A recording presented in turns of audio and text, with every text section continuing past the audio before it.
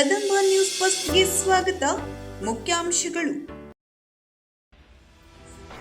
Guarantee ಯೋಜನೆಯಿಂದ ಜಿಲ್ಲೆಗೆ ವಾರ್ಷಿಕ 1500 ಕೋಟಿ ನೆರವು, ಸಚಿವ ಮಂಕಾಳ್ ವೈದ್ಯ. ಕೆಎಲ್ಇ ಸಂಸ್ಥೆಯ ಆಡಳಿತ ಮಂಡಳಿಯ ಸದಸ್ಯರಾಗಿ 6ನೇ ಬಾರಿಗೆ ಆಯ್ಕೆಯಾದ ಮಹಾಂತೇಶ್ ಕವಟಗಿ ಮಠ. ಪೊಲೀಸ್ ಸಿಬ್ಬಂದಿಗಳ ಊಟದ ವ್ಯವಸ್ಥೆಗೆ ಶಾಸಕ ಶಿವರಾಮ್ ಹೆಬ್ಬಾರ್ ಅವರಿಂದ ಚಾಲನೆ. ಗ್ಯಾರಂಟಿ ಯೋಜನೆ ಮೂಲಕ 1,17,421 ಕೋಟಿ ನೆರವು, ಎಚ್ಎಂ ರೇವಣ್ಣ. ಬದಲಾಗುವ ಪರಿಸ್ಥಿತಿಗನುಗುಣವಾಗಿ ತರಬೇತಿ ಅಗತ್ಯ, ಜಿಟಿ ಹೆಗಡೆ ತಟ್ಟೀಸರ.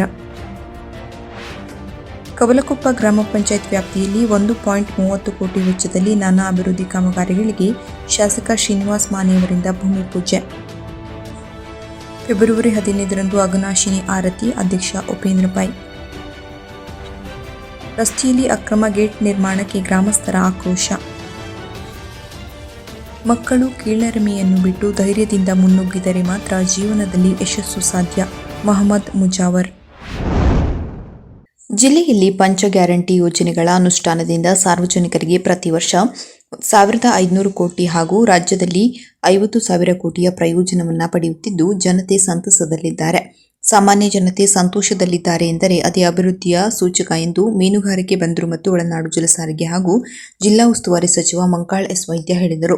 ಅವರು ಬುಧವಾರ ಹೊನ್ನಾವರದ ಗುಣವಂತಿಯ ಕೆಳಗನೂರು ಒಕ್ಕಲಿಗರ ಸಮುದಾಯ ಭವನದಲ್ಲಿ ನಡೆದ ಜಿಲ್ಲಾಡಳಿತ, ಜಿಲ್ಲಾ ಪಂಚಾಯತ್ ವತಿಯಿಂದ ಕರ್ನಾಟಕ ಸರ್ಕಾರದ ಪಂಚ ಗ್ಯಾರಂಟಿ ಯೋಜನೆಗಳ ಅನುಷ್ಠಾನ ಕುರಿತು ಜಿಲ್ಲಾ ಮಟ್ಟದ ಗ್ಯಾರಂಟಿ ಕಾರ್ಯಾಗಾರ, ಗ್ಯಾರಂಟಿ ಉತ್ಸವವನ್ನು ಉದ್ಘಾಟಿಸಿ ಮಾತನಾಡಿದರು.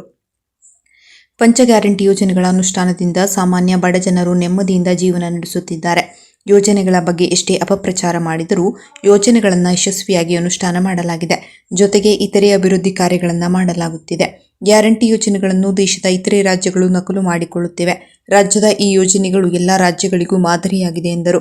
ಗ್ಯಾರಂಟಿ ಯೋಜನೆಗಳ ಮೂಲಕ ರಾಜ್ಯದ ಜನರ ತೆರಿಗೆ ಹಣವನ್ನು ಪುನಃ ಜನರಿಗೆ ನೀಡುವುದರ ಮೂಲಕ ಜನರನ್ನು ಆರ್ಥಿಕವಾಗಿ ಸ್ವಾವಲಂಬಿಯನ್ನಾಗಿ ಮಾಡಲಾಗಿದೆ. ಬಡ ಜನರಿಗೆ 5 ಗ್ಯಾರಂಟಿ ಯೋಜನೆ ಪೂರಕವಾಗಿದ್ದು ಈ ಯೋಜನೆಗಳು ಮುಂದುವರಿಯಲಿವೆ. ಈ ಬಾರಿ ರಾಜ್ಯದಲ್ಲಿ 4,50,000 ಕೋಟಿಯ ಬಜೆಟ್ ಮಂಡನೆಯಾಗಲಿದೆ ಎಂದರು. ರಾಜ್ಯ ಗ್ಯಾರಂಟಿ ಯೋಜನೆಗಳ ಅನುಷ್ಠಾನ ಪ್ರಾಧಿಕಾರದ ಅಧ್ಯಕ್ಷ ಎಚ್ಎಂ ರೇವಣ್ಣ ಮಾತನಾಡಿ, ರಾಜ್ಯ ಗ್ಯಾರಂಟಿ ಪ್ರಾಧಿಕಾರದಿಂದ ಗ್ಯಾರಂಟಿ ಯೋಜನೆಗಳ ಅನುಷ್ಠಾನದಲ್ಲಿನ ನ್ಯೂನತೆಗಳು ಮತ್ತು ಅವುಗಳ ವಿಶ್ಲೇಷಣೆ ನಡೆಸಲಾಗುತ್ತಿದ್ದು ಯೋಜನೆಯ ಪ್ರಯೋಜನ ಸಾರ್ವಜನಿಕರಿಗೆ ಸಮರ್ಪಕವಾಗಿ ತಲುಪುತ್ತಿರುವ ಬಗ್ಗೆ ನಿಗಾ ಇಡಲಾಗಿದೆ. ರಾಜ್ಯ ಸರ್ಕಾರವು ನುಡಿದಂತೆ ನಡೆದಿದ್ದು ಗ್ಯಾರಂಟಿ ಯೋಜನೆಗಳನ್ನು ಯಥಾವತ್ತಾಗಿ ಅನುಷ್ಠಾನ ಮಾಡಲಾಗಿದೆ ಎಂದು ಹೇಳಿದರು.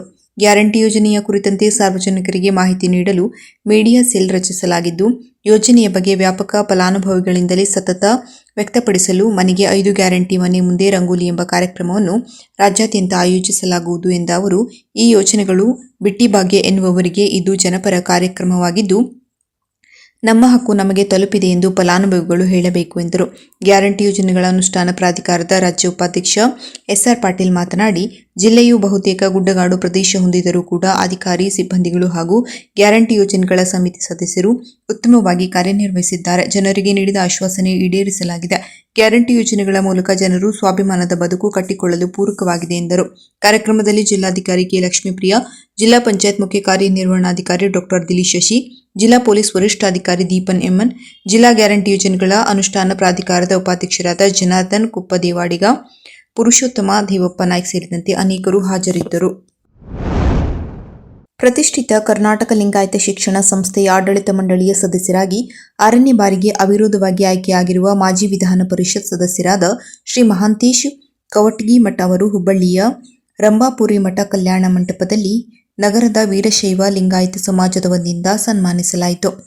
ಈ ಸಂದರ್ಭದಲ್ಲಿ ಉತ್ತರ ಕರ್ನಾಟಕ ಸಣ್ಣ ಕೈಗಾರಿಕೆಗಳ ಸಂಘದ ಅಧ್ಯಕ್ಷರಾದ ಶ್ರೀ ರಮೇಶ್ ಪಾಟೀಲ್, ಸಮಾಜದ ಮುಖಂಡರಾದ ಮನೋಹರ್ ಕೊಟ್ಟೂರ್ ಶೆಟ್ಟರ್, ಅಶೋಕ್ ಕೊನ್ನೂರ್, ವಿಶ್ವನಾಥ್ ಪಾಟೀಲ್, ಲಕ್ಷ್ಮೀಕಾಂತ್ ಪಾಟೀಲ್, ಜಿಜಿ ದ್ಯಾವನಗೌಡ, ಪ್ರಭು ನವಲಗುಂದಮಠ, ಲಿಂಬಯ್ಯ ಸ್ವಾಮಿ ಮಠ, ರಾಚಯ್ಯ ವಾರಿಕಲಾ ಮಠ, ಉದಯ ಪುರಾಣಿ ಮಠ ಸೇರಿದಂತೆ ಸಮಾಜದ ಹಲವಾರು ಮುಖಂಡರು ಉಪಸ್ಥಿತರಿದ್ದರು.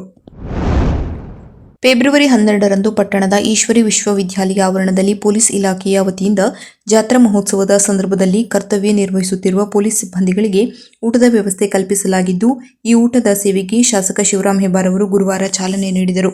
ಚಾಲನೆ ನೀಡಿ ಮಾತನಾಡಿದ ಶಾಸಕರು, ಜಾತ್ರಾ ಸಂದರ್ಭದಲ್ಲಿ ಭದ್ರತೆ ಹಾಗೂ ಕಾನೂನು ಸುವ್ಯವಸ್ಥೆ ಕಾಪಾಡುವಲ್ಲಿ ತೊಡಗಿರುವ ಪೊಲೀಸ್ ಸಿಬ್ಬಂದಿಗಳ ಸೇವೆ ಅಮೂಲ್ಯವಾಗಿದ್ದು, ಅವರಿಗೆ ಅಗತ್ಯ ಸೌಲಭ್ಯಗಳನ್ನು ಒದಗಿಸುವುದು ನಮ್ಮ ಕರ್ತವ್ಯವೆಂದು ಈ ಸಂದರ್ಭದಲ್ಲಿ ಶಾಸಕರು ಹೇಳಿದರು.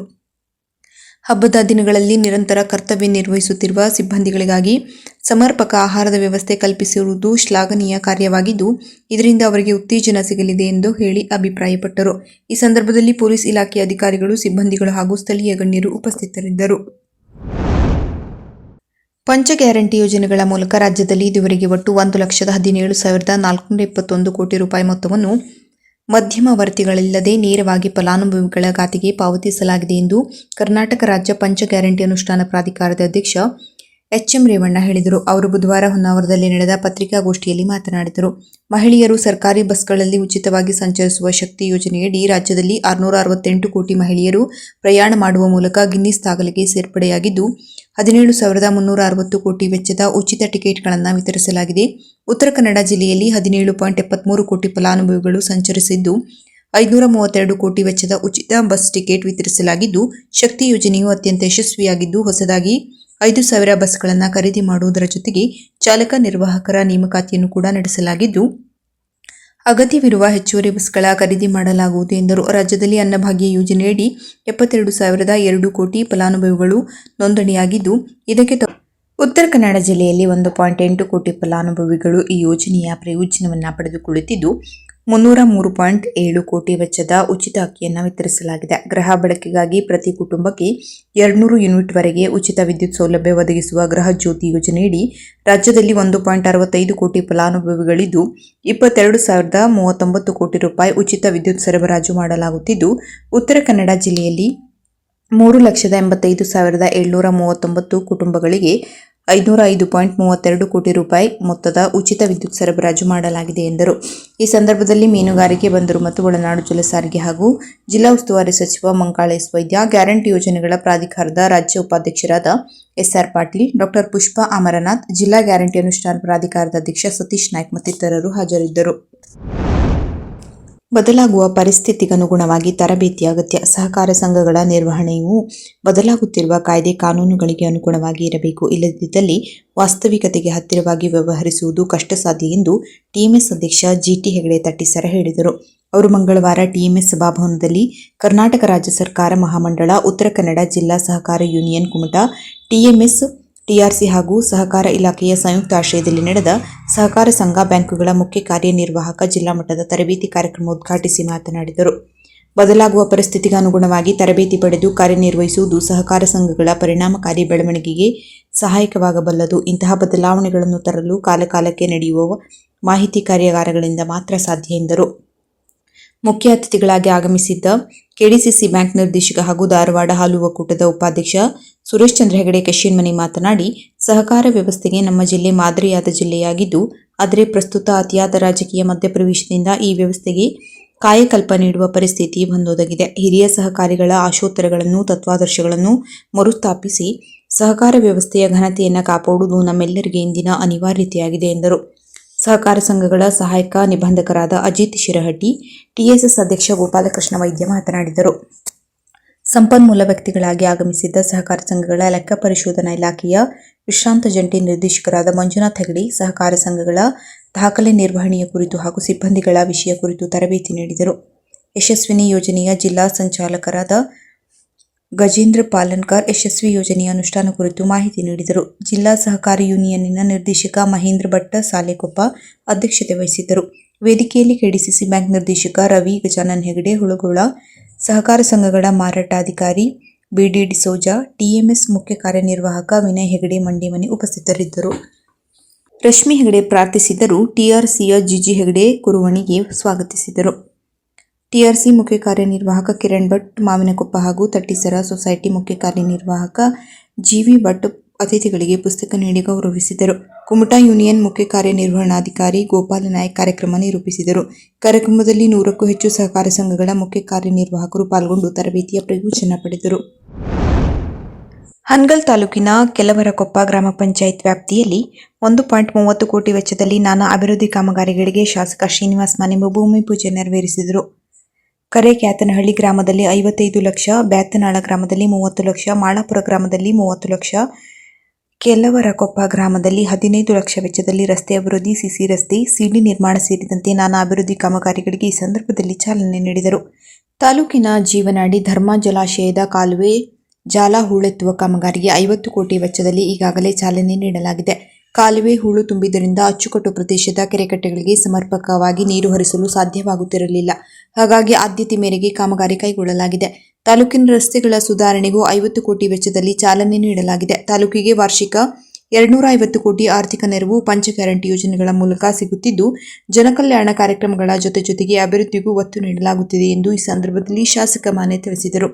ಗ್ರಾಮ ಪಂಚಾಯತ್ ಅಧ್ಯಕ್ಷ ಗೋಪಾಲ ಕಾಲಮನಿ, ಸದಸ್ಯರಾದ ಬಸವರಾಜ ಮಾಳಣ್ಣನವರ್, ಸಿದ್ದು ವಡ್ಡರ್, ಶಾಂತಪ್ಪ ಬಡಣ್ಣನವರ್, ಶಿವಾಜಿಪ್ಪ ಬಿಡಿಕಳ್ಳಿ, ಬಸವರಾಜ್ ಕಾನಮನಿ, ಲೋಕೇಶ್ ಅಗಸಿಬಾಗಿಲ, ಪರಮೇಶ್ ಶಿಗಡಿ, ವಾಮೇಣ ಲಮಾಣಿ, ಬಸವಂತ ನಾಯ್ಕ್, ಕಾಂತಪ್ಪ ಲಮಾಣಿ, ಭೀಮಣ್ಣ ಲವಾಣಿ, ಬಂಗಾರೆಪ್ಪ ಕಲಕೇರಿ, ನಾಗರಾಜ್ ವಡ್ಡರ, ವೀರಭದ್ರಪ್ಪ ಕೂಡೂರ್, ನಾಗಪ್ಪ ಪೂಜಾರ್, ಮಹಾರುದ್ರಪ್ಪ ಮಾಳಣ್ಣನವರ್, ಗುಡ್ಡಪ್ಪ ತಿಳುವಳ್ಳಿ, ಬಸವರಾಜ್ ಮತ್ತಿಹಳ್ಳಿ, ನಾಗರಾಜ್ ಎಳಿಗೇರ, ವೆಂಕಟೇಶ್ ಅಗಸಿಬಾಗಿಲ, ಕೃಷ್ಣ ಮಡ್ಲೂರು ಹಾಜರಿದ್ದರು. ಫೆಬ್ರವರಿ 15ರಂದು ಅಘನಾಶಿನಿ ಆರತಿ ಪವಿತ್ರ ನದಿಯ ಉಳಿವಿಗಾಗಿ ಧಾರ್ಮಿಕ ಆಧ್ಯಾತ್ಮಿಕ ಅಸ್ಮಿತೆಯ ಪುನರುಜ್ಜೀವನಕ್ಕಾಗಿ ಅಘನಾಶಿನಿ ಆರತಿ ಎಂಬ ಕಾರ್ಯಕ್ರಮವನ್ನು ಭಾನುವಾರ ಮಹಾಶಿವರಾತ್ರಿಯ ಪೂರ್ವ ದಿನದಂದು ಸಿದ್ದಾಪುರ ತಾಲೂಕಿನ ಬಾಳೂರಿನ ಅಘನಾಶಿನಿ ಮತ್ತು ಸುರನದಿ ಸಂಗಮದಲ್ಲಿ ಏರ್ಪಡಿಸಲಾಗಿದೆ ಎಂದು ಅಘನಾಶಿನಿ ಆರತಿ ಅಧ್ಯಕ್ಷ ಉಪೇಂದ್ರ ಸಿಪಿ ಬಜಾರಿನಲ್ಲಿರುವ ತಮ್ಮ ಕಚೇರಿಯಲ್ಲಿ ಸುದ್ದಿಗೋಷ್ಠಿ ನಡೆಸಿ ತಿಳಿಸಿದ್ದಾರೆ.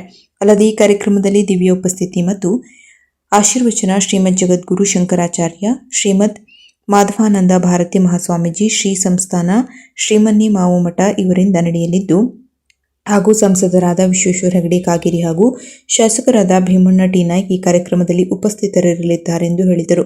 ಮತ್ತು ಈ ಕಾರ್ಯಕ್ರಮವನ್ನು 1500ರಿಂದ 2000 ಜನ ಸೇರುವ ನಿರೀಕ್ಷೆ ಇದೆ ಎಂದು ತಿಳಿಸಿದರು. ಈ ಸಂದರ್ಭದಲ್ಲಿ ಪತ್ರಕರ್ತ ಪ್ರವೀಣ್ ಹೆಗಡೆ ಕರ್ಜಗಿ, ರೋಹಿತ್ ನಾಯ್ಕ್ ಸೇರಿದಂತೆ ಅನೇಕರು ಉಪಸ್ಥಿತರಿದ್ದರು. ನದಿ ಈಗಾಗಲೇ ಜೋಡಣೆಯ ವಿಷಯವನ್ನು ತಾವೆಲ್ಲ ಕೂಡ ಕೇಳಿದಿರಿ ಮತ್ತು ಈಗಾಗಲೇ ಸ್ವಲ್ಪ ದೊಡ್ಡ ಪ್ರಮಾಣದಲ್ಲಿ ಪ್ರಚಾರದಲ್ಲಿದೆ. ಹಾಗಾಗಿ ಈ ವರ್ಷ ಶಿವರಾತ್ರಿಯ ದಿನದಂದು ಸಂಜೆ 5ರಿಂದ 6:30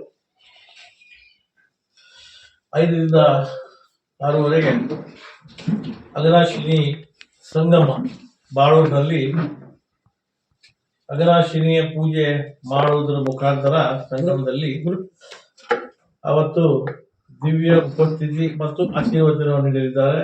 ಶ್ರೀಮದ್ ಜಗದ್ಗುರು ಶಂಕರಾಚಾರ್ಯ, ಶ್ರೀಮದ್ ಮಾಧವಾನಂದ ಮಹಾಭಾರತ ಸ್ವಾಮಿಗಳು, ಸಂಸ್ಥಾನ ಶ್ರೀಮದ್ ನೆಲೆಮಾವು ಮಠ ಪೂಜ್ಯ ಗುರುಗಳು 5ರಿಂದ 6:30 ಸಂಗಮದಲ್ಲಿ ಆರತಿಯನ್ನ ಬೆಳೆಸುವ ಮುಖಾಂತರ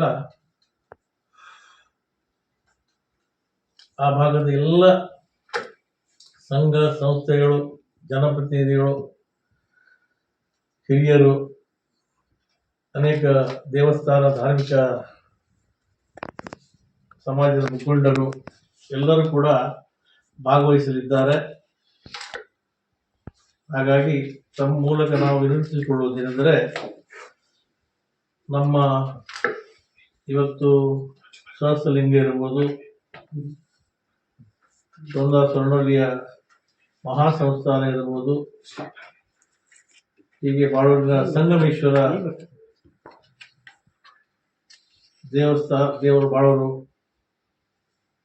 ಇವೆಲ್ಲವೂ ಕೂಡ ನಮ್ಮ ಧಾರ್ಮಿಕ ಭಾವನೆಯ ಸ್ಥಳಗಳಾಗಿರುವುದರಿಂದ ಇದು ಯಾವತ್ತೂ ಕೂಡ ಮುಳುಗಡೆ ಆಗದ ರೀತಿಯಲ್ಲಿ ಯಾವುದೇ ಕಾರಣಕ್ಕೂ ಇದಕ್ಕೆ ಯಾವುದೇ ಧಕ್ಕೆ ಬರದ ರೀತಿಯಲ್ಲಿ ನಮ್ಮ ಧಾರ್ಮಿಕ ಕ್ಷೇತ್ರಗಳು ಮುಂದುವರಿಬೇಕು.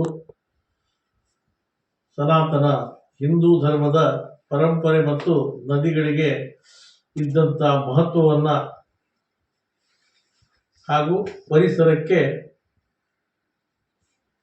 ಮಾರಕವಾದಂಥ ಯಾವುದೇ ಯೋಜನೆಗಳು ನಮ್ಮ ಭಾಗದಲ್ಲಿ ಬರಬಾರದು ಅಂತಕ್ಕಂಥ ವಿಚಾರದಲ್ಲಿ ಈ ವರ್ಷ ಪ್ರಥಮವಾಗಿ ನಾವು ಅಘನಾಶಿನಿ ಆರತಿಯನ್ನು ಮಾಡ್ತಾ ಇದ್ದೇವೆ. ಕುಮಟಾ ತಾಲೂಕಿನ ಮಿರ್ಜಾನ್ ಗ್ರಾಮ ಪಂಚಾಯತ್ ವ್ಯಾಪ್ತಿಯ ಛತ್ರಕೋರ್ವೆ ಗ್ರಾಮಕ್ಕೆ ಸಂಪರ್ಕ ಕಲ್ಪಿಸುವ ಸಾರ್ವಜನಿಕ ರಸ್ತೆಯಲ್ಲಿ ಅಕ್ರಮವಾಗಿ ಗೇಟ್ ಅಳವಡಿಸಿ ಟೋಲ್ ಸಂಗ್ರಹಿಸಲು ಮುಂದಾಗಿರುವ ಪಂಚಾಯತ್ ಆಡಳಿತದ ಕ್ರಮವನ್ನು ಖಂಡಿಸಿ ಗ್ರಾಮಸ್ಥರು ತೀವ್ರ ಆಕ್ರೋಶ ವ್ಯಕ್ತಪಡಿಸಿದ್ದಾರೆ. ಈ ಕೂಡಲೇ ಗೇಟ್ ನಿರ್ಮಾಣ ಕಾರ್ಯವನ್ನು ಸ್ಥಗಿತಗೊಳಿಸದಿದ್ದರೆ ಪಂಚಾಯತ್ ಕಚೇರಿ ಮುಂದೆ ಧರಣಿ ಕೂರುವುದಾಗಿ ಗ್ರಾಮಸ್ಥರು ಎಚ್ಚರಿಸಿದ್ದಾರೆ. ಘಟನೆಯ ವಿವರ: ಮಿರ್ಜಾನ್ ಕೋಟೆಯ ಕೆಳಭಾಗದಲ್ಲಿರುವ ಛತ್ರಕುರ್ವೆ ಗ್ರಾಮಕ್ಕೆ ಅನಾದಿ ಕಾಲದಿಂದಲೂ ಮಿರ್ಜಾನ್ ಮೂಲಕ ಕೋಟೆಯ ಮಾರ್ಗವಾಗಿ ಸಾಗುವ ರಸ್ತೆಯೇ ಪ್ರಮುಖ ಸಂಪರ್ಕ ಕೊಂಡಿಯಾಗಿದೆ. ಈ ರಸ್ತೆಯು ಲೋಕೋಪಯೋಗಿ ಇಲಾಖೆಯ ಕುಮಟಾ ಉಪವಿಭಾಗದ ಅಡಿಯಲ್ಲಿ ನಿರ್ವಹಿಸಲಿದೆ. ಆದರೆ ಇತ್ತೀಚೆಗೆ ಮಿರ್ಜಾನ್ ಗ್ರಾಮ ಪಂಚಾಯತ್ ಆಡಳಿತ ಸಮಿತಿಯು ಸಭೆ ನಡೆಸಿ ಪ್ರವಾಸಿ ವಾಹನಗಳಿಂದ ಪಾರ್ಕಿಂಗ್ ಶುಲ್ಕ ವಸೂಲಿ ಮಾಡುವ ಉದ್ದೇಶದಿಂದ ಈ ಸಾರ್ವಜನಿಕ ರಸ್ತೆಯಲ್ಲಿ ಟೋಲ್ ಮಾದರಿಯ ಗೇಟ್ ಅಳವಡಿಸಲು ಮುಂದಾಗಿದೆ. ಗ್ರಾಮಸ್ಥರ ಆಕ್ಷೇಪಣೆಗಳು: ಅನಧಿಕೃತ ನಡವಳಿ, ವ್ಯವಸ್ಥೆಗೆ ತಪ್ಪು ಮಾಹಿತಿ ನೀಡಿ ಮೇಲಾಧಿಕಾರಿಗಳ ನಿರ್ದೇಶನವೆಂದು ಸುಳ್ಳು ಹೇಳಿ ಗೇಟ್ ನಿರ್ಮಿಸಲಾಗುತ್ತಿದೆ ಎಂದು ಗ್ರಾಮಸ್ಥರು ಆರೋಪಿಸಿದ್ದಾರೆ. ಸಾರ್ವಜನಿಕರಿಗೆ ತೊಂದರೆ: ಗೇಟ್ ಅಳವಡಿಕೆಯಿಂದ ಛತ್ರಕುರ್ವೆ ಗ್ರಾಮದ ನಿವಾಸಿಗಳಿಗೆ, ನಿತ್ಯ ಓಡಾಡುವ ವಿದ್ಯಾರ್ಥಿಗಳಿಗೆ ಹಾಗೂ ತುರ್ತು ವಾಹನಗಳಿಗೆ ಸಂಚರಿಸಲು ಅಡ್ಡಿಯಾಗುತ್ತದೆ. ಅಪಘಾತದ ಭೀತಿ: ಕೃತಕವಾಗಿ ವಾಹನ ದಟ್ಟಣೆ ಸೃಷ್ಟಿಸಿರುವುದರಿಂದ ಈ ಕಿರಿದಾದ ರಸ್ತೆಯಲ್ಲಿ ಅಪಘಾತಗಳು ಸಂಭವಿಸುವ ಸಾಧ್ಯತೆ ಹೆಚ್ಚಿದೆ. ಸೌಲಭ್ಯಕ್ಕೆ ವಿರೋಧವಿಲ್ಲ. ಪ್ರವಾಸಿಗರಿಗೆ ಶೌಚಾಲಯ, ಸ್ವಚ್ಛತೆ ಹಾಗೂ ಪಾರ್ಕಿಂಗ್ ವ್ಯವಸ್ಥೆ ಕಲ್ಪಿಸಿ ಶುಲ್ಕ ಸಂಗ್ರಹಿಸುವುದಕ್ಕೆ ನಮ್ಮ ಅಭ್ಯಂತರವಿಲ್ಲ. ಆದರೆ ಸಾರ್ವಜನಿಕ ರಸ್ತೆಗೆ ಗೇಟ್ ಹಾಕಿ ಗ್ರಾಮಸ್ಥರ ಮುಕ್ತ ಸಂಚಾರಕ್ಕೆ ಅಡ್ಡಿಪಡಿಸುವುದು ಸರಿಯಿಲ್ಲ ಎಂದು ಗ್ರಾಮಸ್ಥರು ವಾದಿಸಿದ್ದಾರೆ. ಪಿಡಿಒ ಅವರಿಗೆ ಮನವಿ: ಈ ಕುರಿತು ಛತ್ರಕುರ್ವೆ ಗ್ರಾಮದ 50ಕ್ಕೂ ಹೆಚ್ಚು ಗ್ರಾಮಸ್ಥರು ಪಂಚಾಯತ್ ಅಭಿವೃದ್ಧಿ ಅಧಿಕಾರಿಗಳಿಗೆ ಮನವಿ ಸಲ್ಲಿಸಿದ್ದಾರೆ. ಈ ಸಂದರ್ಭದಲ್ಲಿ ಮಾತನಾಡಿದ ಗ್ರಾಮದ ಮುಖಂಡ ವಿನಾಯಕ್ ಪಟಗಾರ್, ಗೇಟ್ ಹಾಕುವುದರಿಂದ ಗ್ರಾಮದ ಜನಜೀವನಕ್ಕೆ ತೊಂದರೆಯಾಗುತ್ತದೆ. ಕೂಡಲೇ ಈ ಕಾಮಗಾರಿ ನಿಲ್ಲಿಸಬೇಕು ಎಂದು ಒತ್ತಾಯಿಸಿದರು. ಇನ್ನೊಬ್ಬ ಮುಖಂಡ ಶಿವಾನಂದ್ ಮಾತನಾಡಿ, ಒಂದೊಮ್ಮೆ ಪಂಚಾಯತ್ ಹಠಮಾರಿ ಧೋರಣೆ ಮುಂದುವರಿಸಿದರೆ ಗ್ರಾಮಸ್ಥರೆಲ್ಲರೂ ಸೇರಿ ಪಂಚಾಯತ್ ಮುಂದೆ ನಿರ್ದಿಷ್ಟಾವಧಿ ಧರಣಿ ನಡೆಸುತ್ತಿದ್ದೇವೆ ಎಂದು ಎಚ್ಚರಿಸಿದರು. ಈ ಸಂದರ್ಭದಲ್ಲಿ ಗ್ರಾಮದ ಪ್ರಮುಖರಾದ ರವಿ, ಚೆನ್ನಪ್ಪ, ಲೋಕೇಶ್, ಪುರಸಯ್ಯ, ಗಣೇಶ್, ನವೀನ್, ಓಮು, ಮಹೇಂದ್ರ, ಶಾಂತಿ, ದಾಮೋದರ್, ಲಕ್ಷ್ಮಣ, ಗುರುನಾಥ್, ರಾಮಚಂದ್ರ, ವೆಂಕಟರಮಣ ಹಾಗೂ ಪಂಚಾಯತ್ ಸದಸ್ಯರು ಸೇರಿದಂತೆ ಅನೇಕ ಗ್ರಾಮಸ್ಥರು ಉಪಸ್ಥಿತರಿದ್ದರು. ಮಕ್ಕಳು ಕೀಳರಿಮೆಯನ್ನು ಬಿಟ್ಟು ಧೈರ್ಯದಿಂದ ಮುನ್ನುಗ್ಗಿದರೆ ಮಾತ್ರ ಜೀವನದಲ್ಲಿ ಯಶಸ್ಸು ಗಳಿಸಲು ಸಾಧ್ಯ ಎಂದು ಧಾರವಾಡದ ಕರಿಯರ್ ಅಕಾಡೆಮಿಯ ಸಂಸ್ಥಾಪಕರಾದ ಮಹಮ್ಮದ್ ಮುಜಾವರ್ ತಿಳಿಸಿದರು. ಅವರಿಂದು ಶಿರಸಿಯ ಜೆಜೆಎಸ್ ಹಿರಿಯ ಪ್ರಾಥಮಿಕ ಇಂಗ್ಲಿಷ್ ಮಾಧ್ಯಮ ಶಾಲೆಯ ವಾರ್ಷಿಕೋತ್ಸವ ಉದ್ಘಾಟಿಸಿ ಮಾತನಾಡಿದರು. ಮಕ್ಕಳನ್ನು ತಿದ್ದಿ ತೀಡುವ ಜವಾಬ್ದಾರಿ ಕೇವಲ ಶಿಕ್ಷಕರ ಮೇಲಷ್ಟೇ ಅಲ್ಲದೆ ಪಾಲಕರಿಗೂ ಇದೆ. ಮಕ್ಕಳ ದಿನನಿತ್ಯದ ಚಲನವಲನಗಳನ್ನು ಪಾಲಕರು ಸೂಕ್ಷ್ಮವಾಗಿ ಗಮನಿಸಿ ಅವರನ್ನು ತಿಳಿ ಹೇಳುವ ಕೆಲಸ ಮಾಡಬೇಕೆಂದರು. ನಾವೀಗ ಸ್ಪರ್ಧಾತ್ಮಕ ಜಗತ್ತಿನಲ್ಲಿರುವುದರಿಂದ ಪ್ರತಿ ಕ್ಷಣಕ್ಕೂ ಸ್ಪರ್ಧೆಯನ್ನು ಎದುರಿಸಬೇಕಾಗಿದೆ. ಸಿಗುವ ಒಂದೊಂದು ಕ್ಷಣವೂ ಅಮೂಲ್ಯವೆಂದು ತಿಳಿದು ಓದಿನತ್ತ ಗಮನ ಹರಿಸಬೇಕೆಂದು ಹುಟ್ಟುವ ಎಲ್ಲ ಮಕ್ಕಳಿನಲ್ಲಿಯೂ ಸೂಕ್ತವಾದ ಪ್ರತಿಭೆ ಇದೆ. ಆ ಪ್ರತಿಭೆಯನ್ನು ಹುಡುಕುವ ಕೆಲಸ ಪಾಲಕರು ಮತ್ತು ಶಿಕ್ಷಕರಿಂದಾಗಬೇಕೆಂದು ಕಾರ್ಯಕ್ರಮದಲ್ಲಿ ಅಂಗನವಾಡಿ ಶಿಕ್ಷಕರು ಸೇರಿದಂತೆ ಶಾಲೆಯಲ್ಲಿ ಹಾಗೂ ತಾಲೂಕಾ, ಜಿಲ್ಲೆ ಮತ್ತು ರಾಜ್ಯ ಮಟ್ಟದಲ್ಲಿ ಸಾಧನೆ ಮಾಡಿದ ವಿದ್ಯಾರ್ಥಿಗಳಿಗೆ ಸನ್ಮಾನಿಸಿ ಗೌರವಿಸಲಾಯಿತು. ವೇದಿಕೆಯಲ್ಲಿ ಉಪನ್ಯಾಸಕರಾದ Umesh Naik, PSI Basavaraj Kanakashetti, Don Bosco ಪ್ರೌಢಶಾಲಾ ಮುಖ್ಯೋಪಾಧ್ಯಾಯರಾದ ಫಾ ಸಂದೀಶ್ ಫರ್ನಾಂಡಿಸ್, ಕೆನರಾ ಬ್ಯಾಂಕ್ ವ್ಯವಸ್ಥಾಪಕರಾದ ಪ್ರವೀಣ್ ಸಜ್ಜನ್, ಪಂದಳ ಚಾರಿಟೇಬಲ್ ಟ್ರಸ್ಟ್ ಅಧ್ಯಕ್ಷರಾದ ರಾಘವೇಂದ್ರ ಎಂ ಹೊನ್ನಾವರ, ಜೆಜೆಎಸ್ ಶಿಕ್ಷಣ ಸಂಸ್ಥೆಯ ಕಾರ್ಯದರ್ಶಿ ಡಾಕ್ಟರ್ ಮೆಹಬೂಬ್ ಮುಲ್ಲಾ, ಜೆಜೆಎಸ್ ಶಿಕ್ಷಣ ಸಂಸ್ಥೆಯ ಟ್ರಸ್ಟ್ಗಳಾದ ಅಬ್ದುಲ್ ಮಜೀದ್ ಎಚ್ಕೆಎಚ್, ಮುನೀರಾ ಮಹಮ್ಮದ್ ಎಚ್ಕೆಎಚ್, ಅಬ್ದುಲ್ ಮತೀನಾ ಖಾನ್ ಹೈರಣಿ ಹಾಗೂ ಪತ್ರಕರ್ತ ಜಿಆರ್ ಸಂತೋಷ್ ಕುಮಾರ್ ಇತರರು ಹಾಜರಿದ್ದರು. ಮಕ್ಕಳಿಗೆ ಕಾರ್ಯಕ್ರಮ ನಿರ್ವಹಣೆ ಮಾಡುವ ಮೂಲಕ ಗಮನ ಸೆಳೆದರು. ಕೊನೆಯಲ್ಲಿ ಮತ್ತೊಮ್ಮೆ ಮುಖ್ಯಾಂಶಗಳು. ಗ್ಯಾರಂಟಿ ಯೋಜನೆಯಿಂದ ಜಿಲ್ಲೆಗೆ ವಾರ್ಷಿಕ 1500 ಕೋಟಿ ನೆರವು, ಸಚಿವ ಮಂಕಾಳ್ ವೈದ್ಯ. ಕೆಎಲ್ಇ ಸಂಸ್ಥೆಯ ಆಡಳಿತ ಮಂಡಳಿಯ ಸದಸ್ಯರಾಗಿ 6ನೇ ಬಾರಿಗೆ ಆಯ್ಕೆಯಾದ ಮಹಾಂತೇಶ್ ಕವಟಗಿಮಠ. ಪೊಲೀಸ್ ಸಿಬ್ಬಂದಿಗಳ ಊಟದ ವ್ಯವಸ್ಥೆಗೆ ಶಾಸಕ ಶಿವರಾಮ್ ಹೆಬ್ಬಾರ್ ಅವರಿಂದ ಚಾಲನೆ. ಗ್ಯಾರಂಟಿ ಯೋಜನೆ ಮೂಲಕ 1,17,421 ಕೋಟಿ ನೆರವು, ಎಚ್ಎಂ ರೇವಣ್ಣ. ಬದಲಾಗುವ ಪರಿಸ್ಥಿತಿಗನುಗುಣವಾಗಿ ತರಬೇತಿ ಅಗತ್ಯ, ಜಿಟಿ ಹೆಗಡೆ ತಟ್ಟೀಸರ. ಕವಲಕೊಪ್ಪ ಗ್ರಾಮ ಪಂಚಾಯತ್ ವ್ಯಾಪ್ತಿಯಲ್ಲಿ 1.30 ಕೋಟಿ ವೆಚ್ಚದಲ್ಲಿ ನಾನಾ ಅಭಿವೃದ್ಧಿ ಕಾಮಗಾರಿಗಳಿಗೆ ಶಾಸಕ ಶ್ರೀನಿವಾಸ್ ಮಾನೆಯವರಿಂದ ಭೂಮಿ ಪೂಜೆ. ಫೆಬ್ರವರಿ 15ರಂದು ಅಘನಾಶಿನಿ ಆರತಿ, ಅಧ್ಯಕ್ಷ ಉಪೇಂದ್ರ ಪೈ. ರಸ್ತೆಯಲ್ಲಿ ಅಕ್ರಮ ಗೇಟ್ ನಿರ್ಮಾಣಕ್ಕೆ ಗ್ರಾಮಸ್ಥರ ಆಕ್ರೋಶ. ಮಕ್ಕಳು ಕೀಳರಿಮೆಯನ್ನು ಬಿಟ್ಟು ಧೈರ್ಯದಿಂದ ಮುನ್ನುಗ್ಗಿದರೆ ಮಾತ್ರ ಜೀವನದಲ್ಲಿ ಯಶಸ್ಸು ಸಾಧ್ಯ. ಮಹಮ್ಮದ್ ಮುಜಾವರ್.